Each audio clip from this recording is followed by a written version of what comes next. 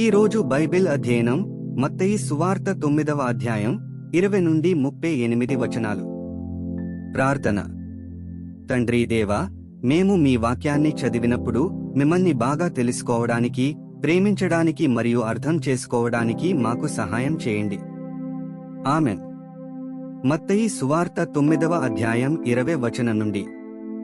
ఆ సమయమున ఇదిగో 12 సంవత్సరముల నుండి రక్తస్రావరోగము గల ఒక స్త్రీ, నేను ఆయన పైవస్త్రము మాత్రము ముట్టితే బాగుపడుదనని తనలో తాను అనుకుని ఆయన వెనుకకు వచ్చి ఆయన వస్త్రపు చెంగు ముట్టెను. యేసు వెనుకకు తిరిగి ఆమెను చూచి, కుమారీ, ధైర్యముగా ఉండుము, నీ విశ్వాసము నిన్ను బాగుపరచనని చెప్పగా ఆ గడియ నుండి ఆ స్త్రీ బాగుపడెను. అంతలో యేసు ఆ అధికారి ఇంటికి వచ్చి పిల్లన గ్రోవులు వాయించు వారిని ఒల్లు చేయుచుండు జనసమూహమును చూచి, స్థలమీయుడి, ఈ చిన్నది నిద్రించుచున్నదేగాని చనిపోలేదని వారితో చెప్పగా వారాయనను అపహసించిరి. జనసమూహమును పంపివేసి ఆయన లోపలికి వెళ్లి ఆమె చెయ్యి పట్టుకునగానే ఆ చిన్నది లేచెను. ఈ సమాచారము ఆ దేశమంతటను వ్యాపించెను. యేసు అక్కడ నుండి వెళ్ళుచుండగా 2 గ్రుడ్డివారు ఆయన వెంటవచ్చి, దావీదు కుమారుడా, మమ్మును కనికరించుమని కేకలు వేసిరి. ఆయన ఇంట ప్రవేశించిన తరువాత ఆ గ్రుడ్డివారు ఆయన యొద్దకు వచ్చిరి. యేసు, నేను ఇది చేయగలనని మీరు నమ్ముచున్నారా అని వారి నడుగగా, వారు నమ్ముచున్నాము ప్రభువా అని ఆయనతో చెప్పిరి.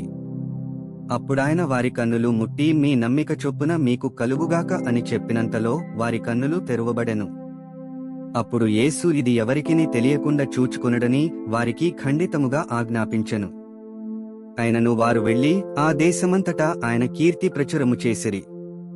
యేసును ఆయన శిష్యులను వెళ్ళుచుండగా కొందరు దయ్యము పట్టిన ఒక మూగవాని ఆయన యొద్దకు తీసుకుని వచ్చిరి. దయ్యము వెళ్లగొట్టబడిన తరువాత ఆ మూగవాడు మాటలాడగా జనసమూహములు ఆశ్చర్యపడి, ఇశ్రాయేలులో ఈలాగు ఎన్నడూనూ కనబడలేదని చెప్పుకొనిరి.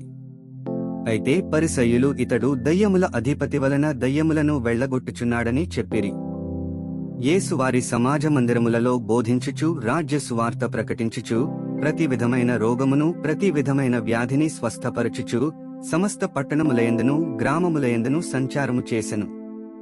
ఆయన సమూహములను చూచి వారు కాపరిలేని గొర్రెలవలె విసికి చెదరియున్నందున వారి మీద కనికరపడి, కోత విస్తారమేగాని పనివారు కొద్దిగా ఉన్నారు గనుక తన కోతకు పనివారిని పంపుమని కోత యజమానుని వేడుకొనుడని తన శిష్యులతో చెప్పెను. 38 వచనాలు చదివియున్నాము. ముగింపు ప్రార్థన. సర్వశక్తిమంతుడైన దేవా, చదివిన వాక్యాన్ని మా హృదయంలో ఉంచుకుని మీ మార్గాల్లో, మీ సత్యంలో మరియు మీ జీవితంలో జీవించడానికి మాకు సహాయం చేయండి. ఆమెన్.